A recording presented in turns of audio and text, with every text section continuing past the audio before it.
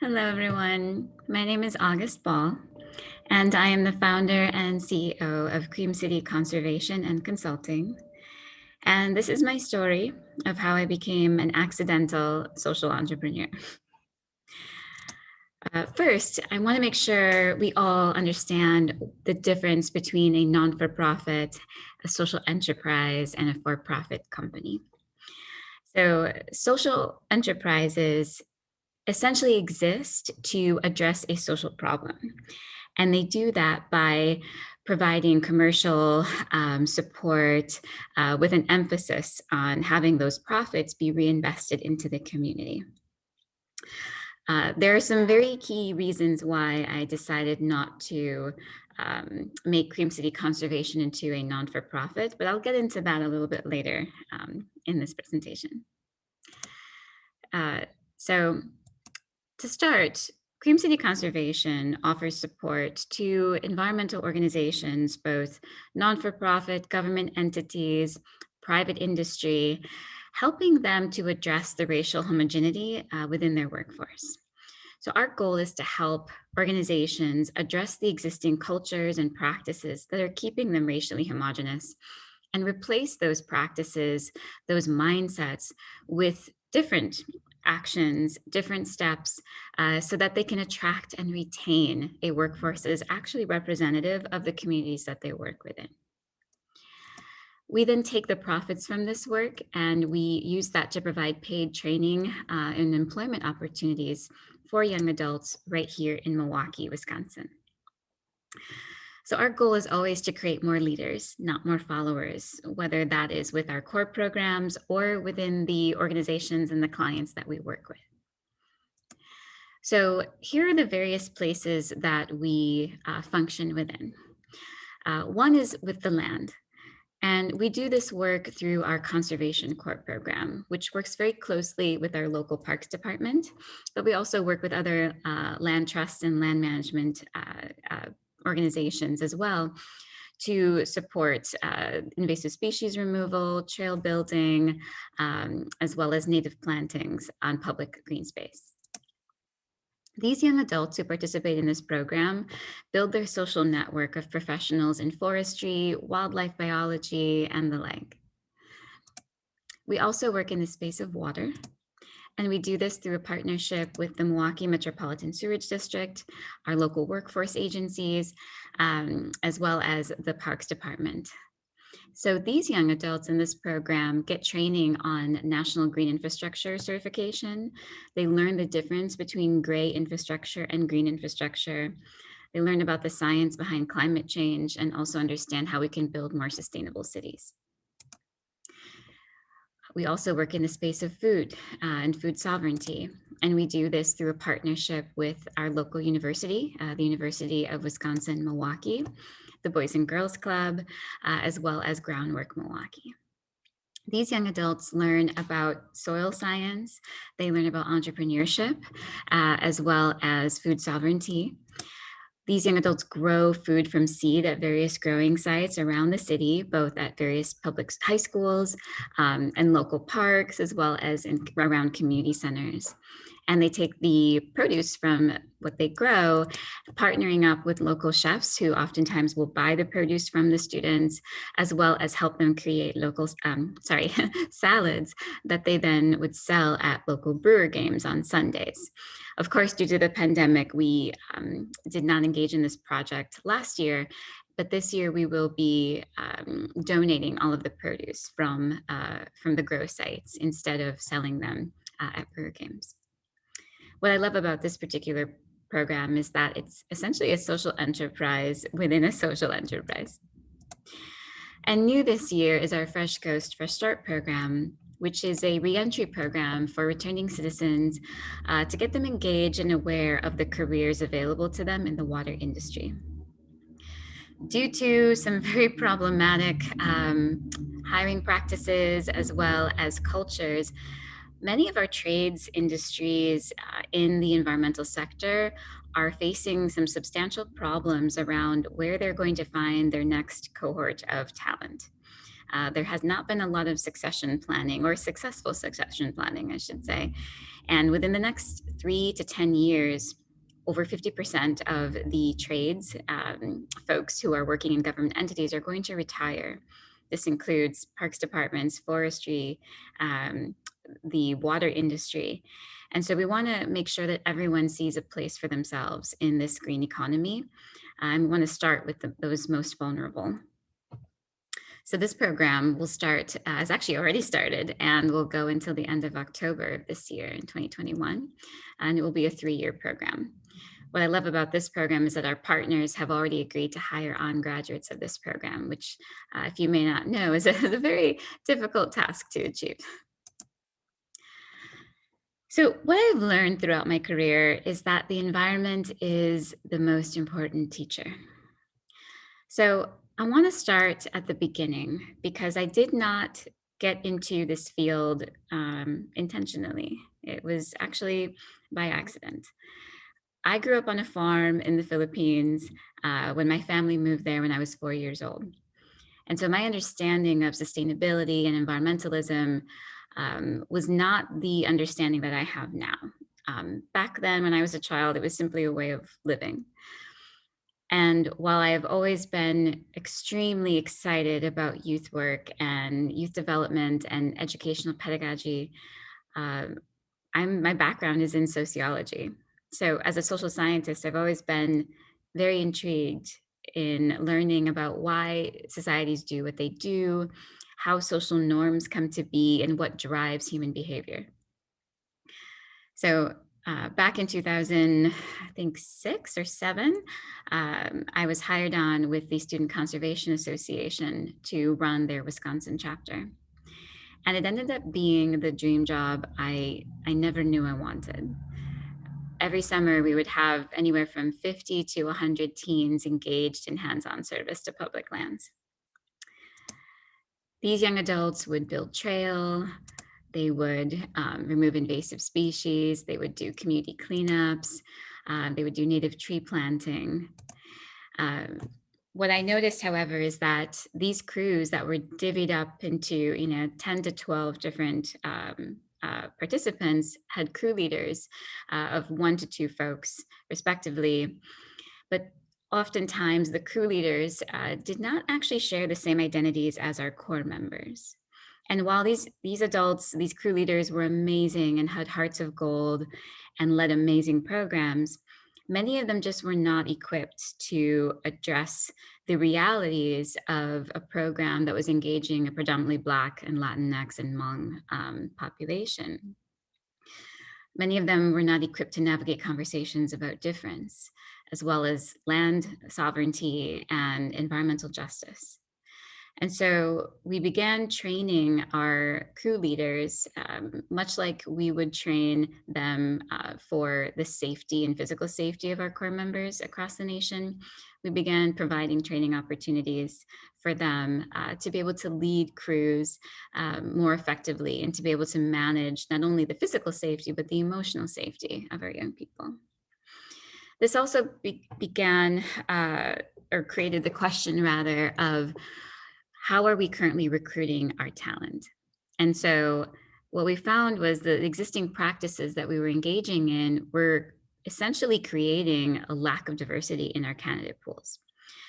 So we were requiring, a certain number of years of trail experience and a certain number of years of, not requiring any particular years of youth service experience.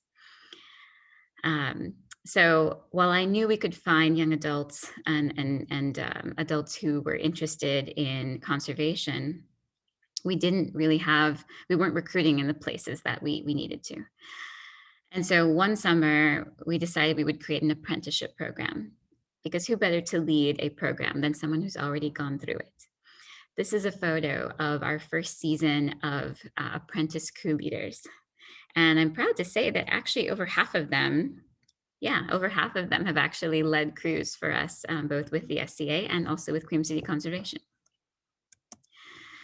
So another interesting point that we needed to address was the fact that core members had the option to go on a national program. And these national programs would send teenagers to national parks and Yosemite and Denali, and they were wonderful experiences.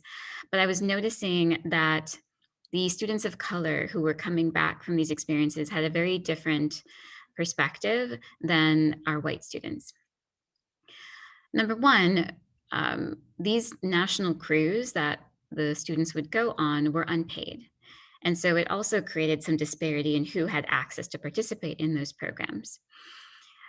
So one of the ways that the organization attempted to address this is through providing scholarships to cover the cost of travel and offering the students who couldn't afford to pay their way and to volunteer for weeks on end working, provided them with gear, loaner gear.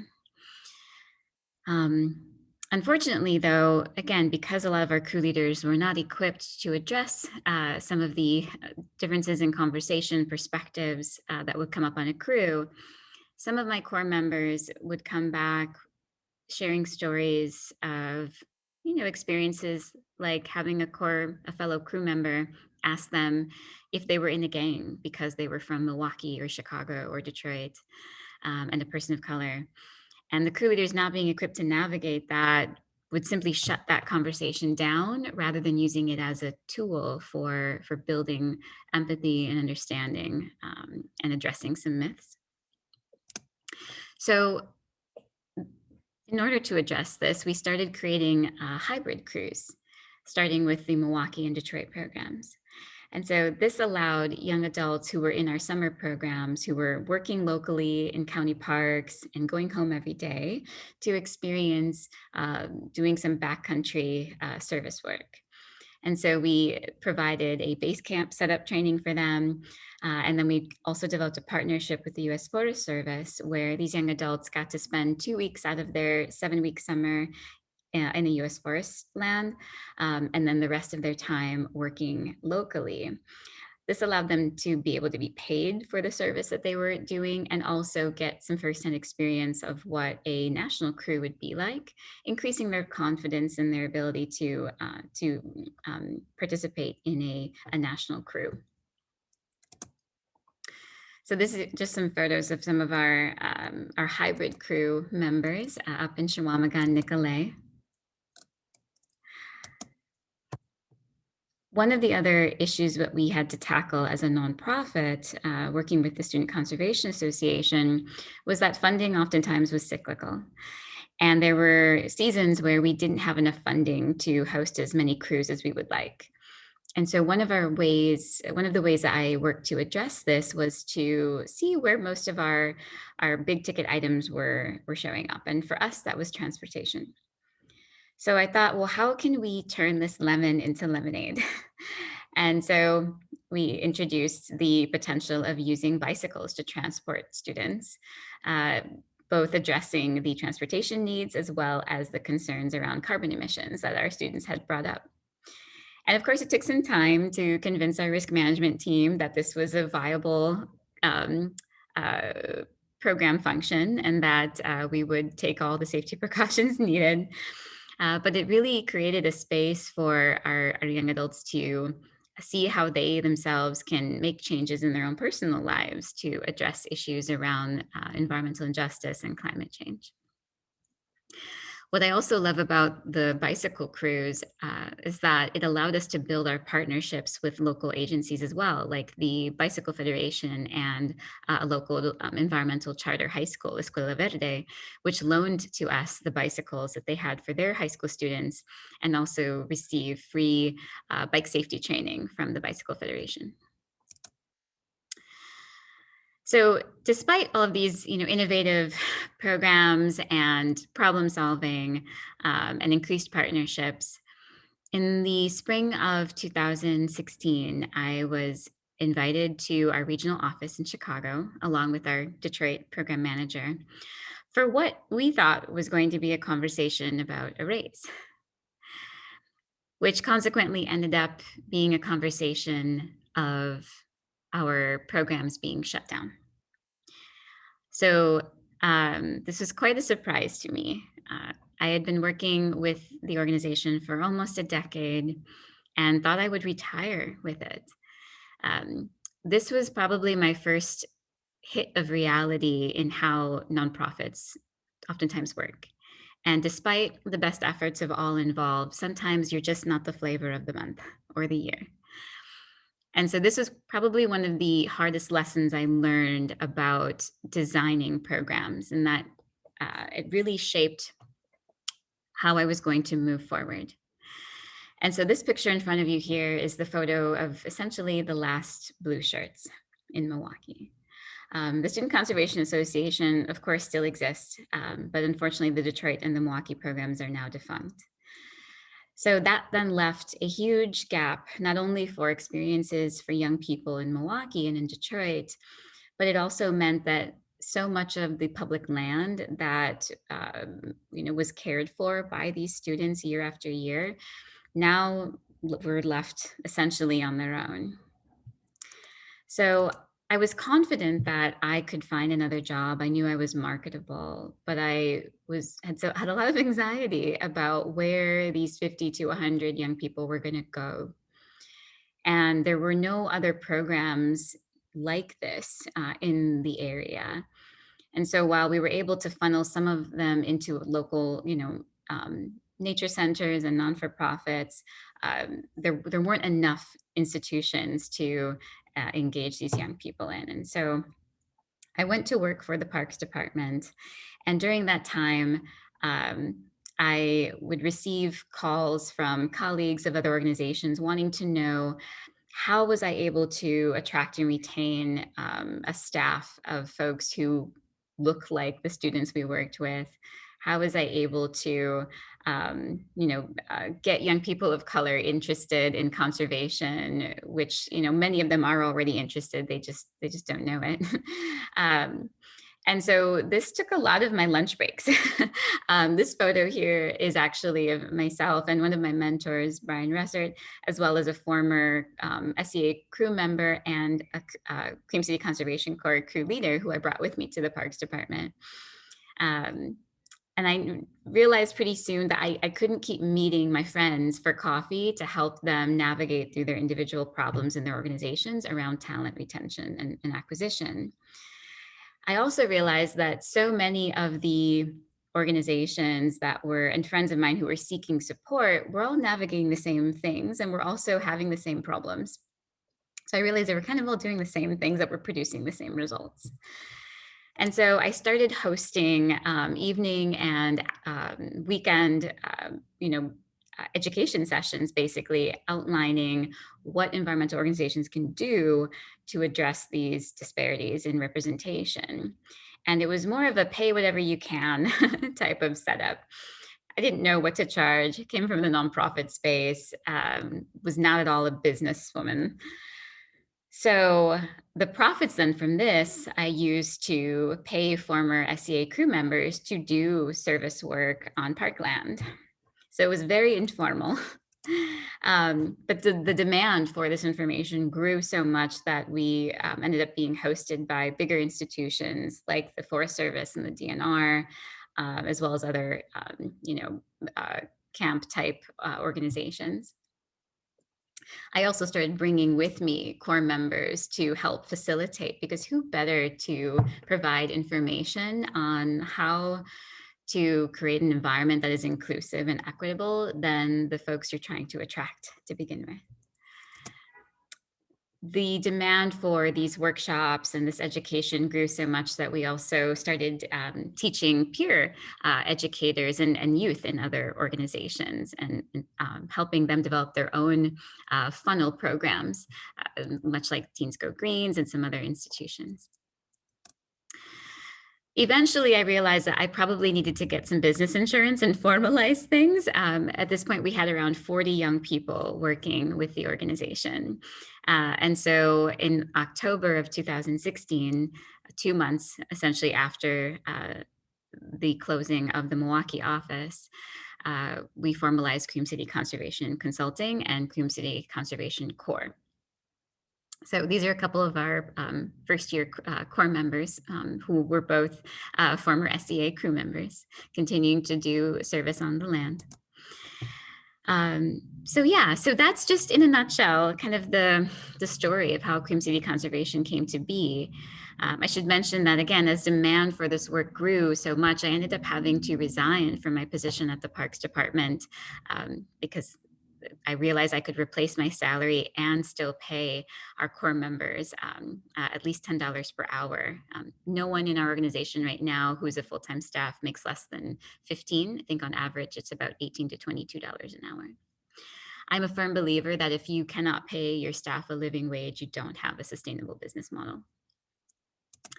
So these are some of the organizations that we currently work with. It's not at all an exhaustive list.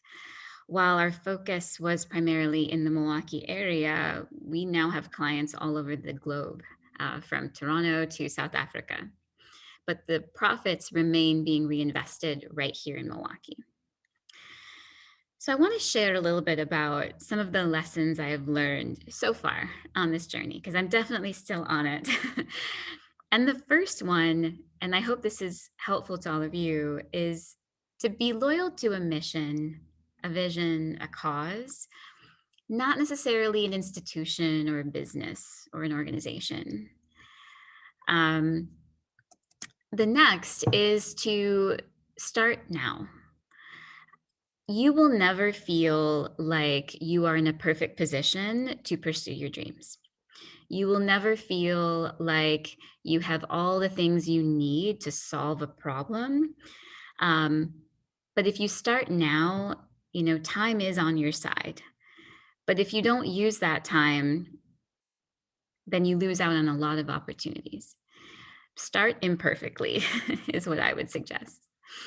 I definitely started flying the plane as I was building it. And we're still, moving a lot of things out of my head onto paper as we pursue our B Corp status. But if I hadn't started 2 months after the office closed down, informally, imperfectly, Cream City Conservation would not be what it is today.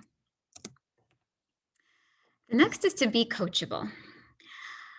I need you all to trust and to believe that you can learn anything. You will have folks, regardless of if you start your own thing or if you go to work for another organization, people will give you feedback that sometimes may not feel good, especially when you are doing your very best. It can be really hard to hear someone tell you that you could do better, right? Or that you should do things differently. Don't get too caught up on the method or the tone in which someone gives you feedback. Don't throw away the baby with the bathwater, right? Like listen to what folks are telling you. Because I promise you, the critique that you are receiving is typically going to be because that person believes in your capacity for growth. So have a growth mindset, be coachable. It's already really difficult to give someone critical feedback. Let's not make it harder by, forcing others to give us that feedback in a manner that's suitable to our palate, if you will, right? Now, for those of you who are considering becoming a social entrepreneur or starting your own organization one day, just know that a lot of this is going to be baptism by fire. There may not be a roadmap for what you're doing, but there might be pieces of inspiration that you can pick up along the way. So for those of you who are considering social entrepreneurship, a couple tips I want to offer to you is to know your why. For me, it was very clear why I wanted to increase the awareness and capacity of environmental organizations. In short, it's that people of color are hit first and worst by environmental injustice. Always have, and hopefully won't always. And so because that burden is so disproportionate, I am very much so moved by the urgency that we need to have folks who have the most firsthand experience with these issues in key decision-making roles. I didn't yet know exactly how that was going to formulate. I just took the information I had and shared it. And I didn't realize at the time that how I was recruiting people from non-traditional spaces, going to capoeira meets, going to spoken word events when that was a thing, connecting with, after school programs and teachers rather than seeking out folks who had years of trail and invasive species removal, knowing that I could train those things, but the youth development aspect was something I needed folks to come in the door with. And that if I could create an environment where everyone felt that who they were and the identities that they were bringing to the table were an asset and not a burden, I knew that the how was going to reveal itself eventually. So get really clear on why you want to do the thing you're doing, right? Don't worry yet about how you're going to do it. Oh, sorry. These are a couple of photos of some of our program participants throughout the years doing various projects. I just wanted to share that with all of you.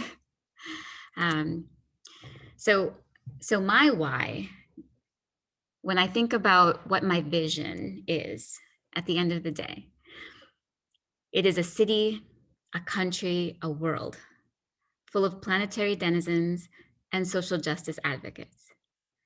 And so every time I need to make a decision about how I'm going to spend my time, what projects I'm going to engage in, what partnerships I'm going to support, I ask myself, does this serve my mission, the vision that I have for this work? Does this help me get to the end goal? Now, as you are working towards your dreams, whatever they may be, you will find that we all have an inner mean girl, whether you are, regardless of your gender identity or expression. I call my inner mean girl George. And my inner mean girl is the voice that tells me that I should give up, that this is really hard, that it would be so much easier to not do this, right? To just go and get a regular job or quit, or who am I to, ask people to hold themselves accountable? And gosh, I'm not perfect. So how can I, encourage other people to do better? You will experience this as you're trying something new.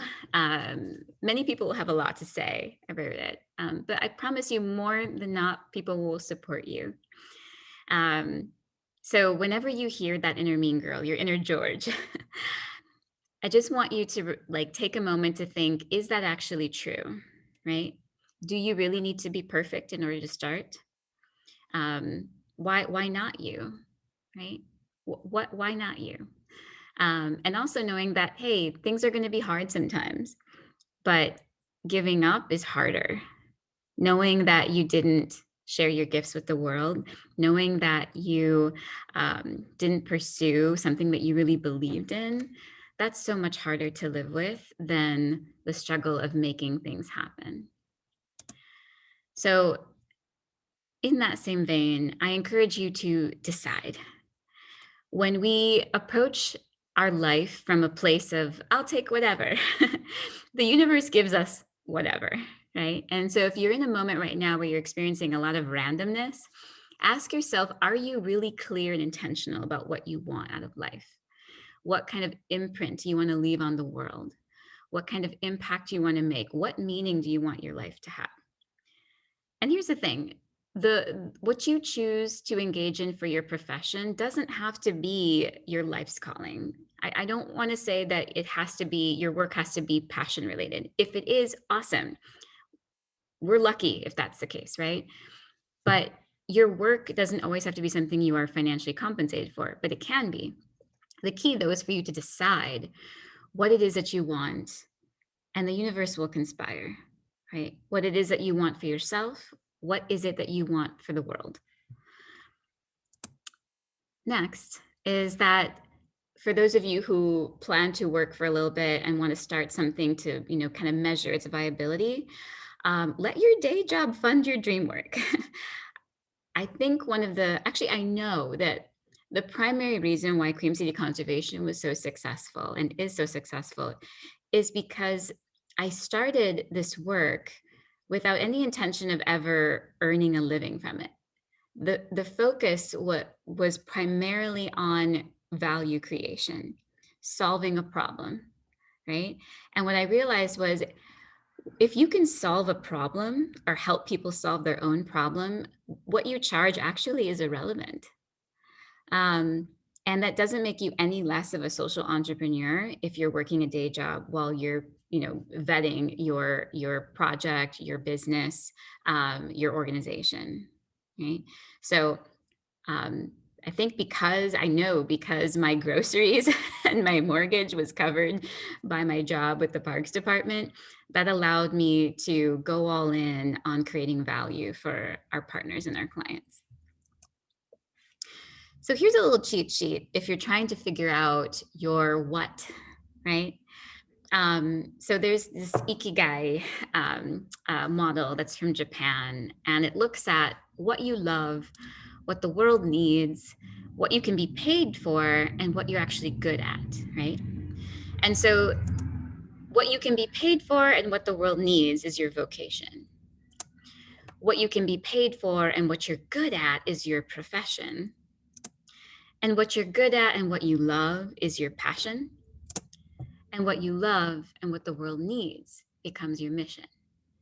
So if you can align with all of those four things, you then find your what.